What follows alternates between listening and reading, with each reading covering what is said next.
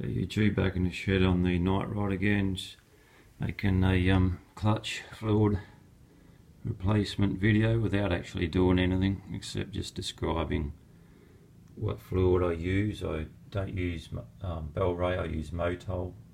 Had bad reports about the Bel-Ray being like water. A lot of guys are switching over to Motol. A lot better clutch action. Use a Medivac.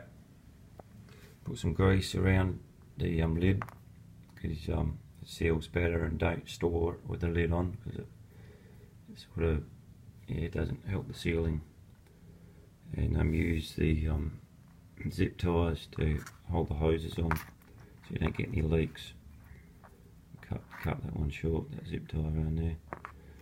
But if you use that method, you can do your brakes without having to take it into the shop to get it done.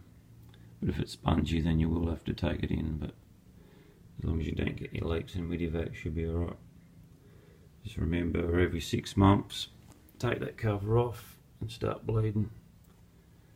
And don't use a Bel-Ray, use the Motol. Thanks for watching.